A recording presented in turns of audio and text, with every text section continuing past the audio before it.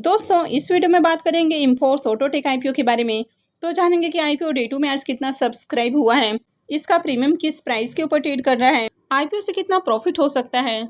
इसके साथ ही बाकी के जो एसएमई आईपीओज हैं उन सबके प्रीमियम को भी देखेंगे और जानेंगे कि आईपीओ आज कितना सब्सक्राइब हुआ है, कल इनमें फाइनल डिसीजन क्या होना चाहिए। तो चलिए वीडियो को शुरू करते हैं। लेकिन इससे पहले कि मैं वीडियो को शुरू करूं, अगर आप इस चैनल पर पहली बार विजिट कर रहे हैं या फिर आपने चैनल अब तक सब्सक्राइब नहीं किया है तो चैनल को सब्सक्राइब कर लें और वीडियो को भी लाइक कर दें।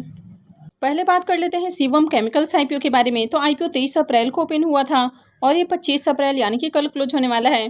फेस वैल्यू 10 रुपये पर शेयर है, बुकिंग प्राइस 44 रुपये है और 3000 शेयर्स का लॉट है।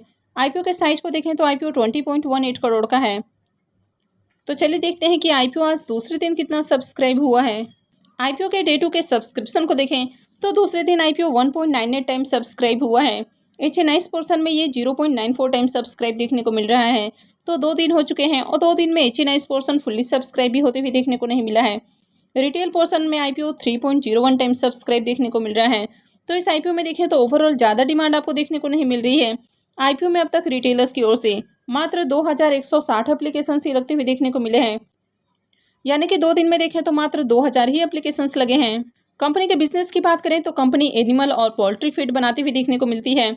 तो कंपनी हाईली कॉम्पिटेटिव सेगमेंट में आपको काम करते हुए देखने को मिल रही है। और कंपनी के फाइनेंशियल को भी देखें तो कंपनी के फाइनेंशियल भी बढ़िया देखने को नहीं मिल रहे हैं।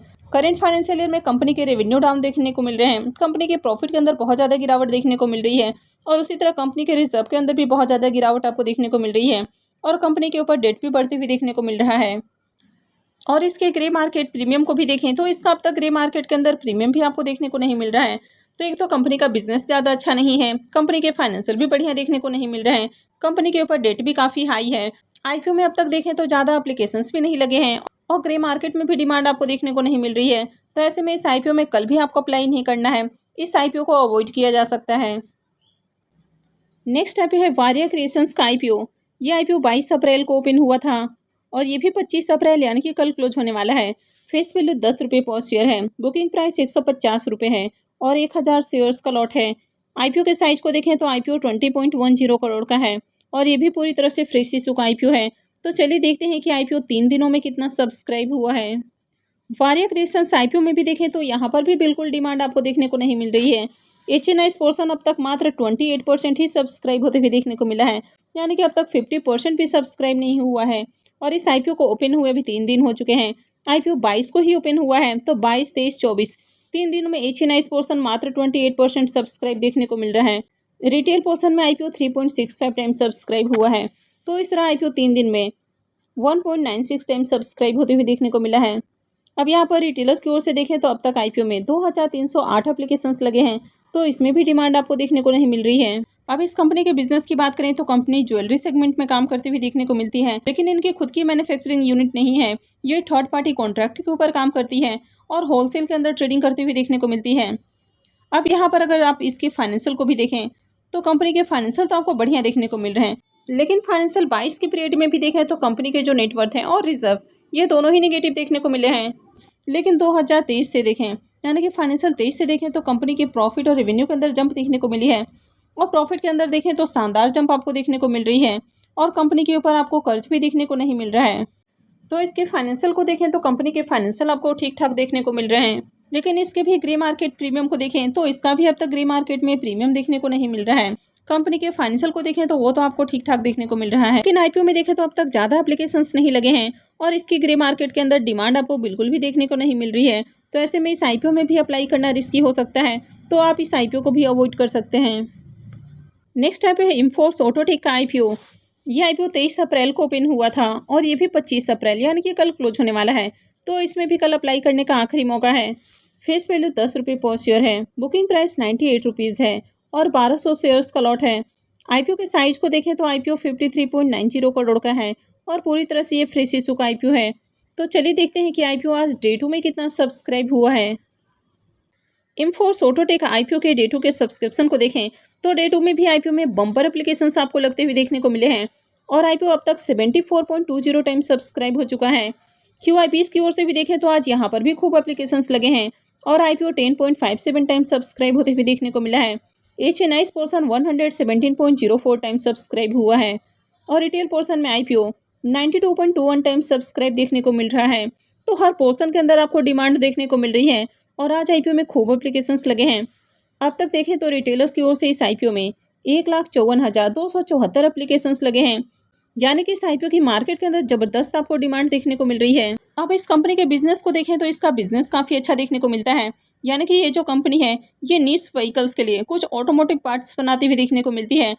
तो कंपनी ड्राइव ट्रेन पार्ट्स की मैन्युफैक्चरिंग करती है। इसके अलावा और भी जो दूसरे ऑटोमोटिव पार्ट्स हैं तो उनकी भी मैन्युफैक्चरिंग करती हुई देखने को मिलती है। तो कंपनी रेसिंग व्हीकल्स के ऑटोमोटिव पार्ट्स बनाती है। तो कंपनी के बिजनेस को देखें तो बिजनेस अच्छा है और कंपनी के क्लाइंट लिस्ट में काफ़ी बड़ी बड़ी कंपनियों का नाम आपको देखने को मिल जाता है। अब अगर आप इसके भी फाइनेंशियल को देखेंगे तो कंपनी के एसेट के अंदर तो ग्रोथ आपको देखने को मिल रही है, लेकिन अगर कंपनी के रेवेन्यू को देखेंगे तो 2023 के पीरियड में कंपनी के रेवेन्यू और साथ में कंपनी के जो प्रॉफिट है वो आपको पिछले साल के मुकाबले डाउन देखने को मिले हैं। लेकिन करेंट फाइनेंशियल ईयर में देखें तो इसमें उछाल देखने को मिल रहा है, यानी कि करेंट फाइनेंशियल ईयर में देखें तो फिर से इसमें आपको जंप देखने को मिल रही है। कंपनी के रिजर्व को देखें तो 43.72 लाख का रिजर्व देखने को मिल रहा है, यानी कि कंपनी के पास बहुत ज़्यादा रिजर्व नहीं है। लेकिन अगर कंपनी के डेट को देखें तो कंपनी के ऊपर डेट आपको काफ़ी हेवी देखने को मिल रहा है। तो यहाँ पर अगर कंपनी के फाइनेंशियल को भी देखें तो इसके फाइनेंशियल भी ज़्यादा अट्रैक्टिव देखने को नहीं मिल रहे हैं। तो ऐसे में इस तरह की कंपनियों में लॉन्ग टर्म के लिए जाना थोड़ा रिस्की हो सकता है, लेकिन ओवरऑल मार्केट में डिमांड देखने को मिल रही है तो आप डिमांड के साथ जा सकते हैं। तो इनफोर्स ऑटोटेक के प्रीमियम को देखें तो प्रीमियम के अंदर शानदार तेजी देखने को मिल रही है।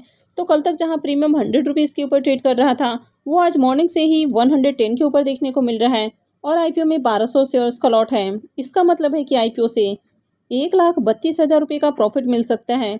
इसके प्रीमियम को भी देखें तो इसका प्रीमियम 112% के ऊपर आपको ट्रेड करते हुए देखने को मिल रहा है। तो जिस तरह इसके प्रीमियम के अंदर तेजी देखने को मिल रही है तो ऐसे में IPO लिस्टिंग के साथ ही पैसे को डबल से ज़्यादा करके दे सकता है। अब इस कंपनी के बिजनेस को देखें तो बिजनेस अच्छा है, फाइनेंशियल ज़्यादा अट्रैक्टिव नहीं है, कंपनी के ऊपर हेवी डेट है, लेकिन मार्केट में देखें तो इसमें ज़बरदस्त आपको डिमांड देखने को मिल रही है।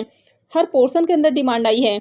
IPO का एंकर लिस्ट भी काफ़ी शानदार देखने को मिल रहा है। 9 एंकर इन्वेस्टर्स आते हुए देखने को मिले हैं और ग्रे मार्केट में प्रीमियम भी हाई प्राइस के ऊपर ट्रेड कर रहा है और ओवरऑल मार्केट भी देखें तो काफ़ी बुलिश नज़र आ रहा है। तो इस IPO में अप्लाई किया जा सकता है, लेकिन कहीं भी अप्लाई करने का जो डिसीजन है वो पूरी तरह से आपका अपना डिसीजन होना चाहिए।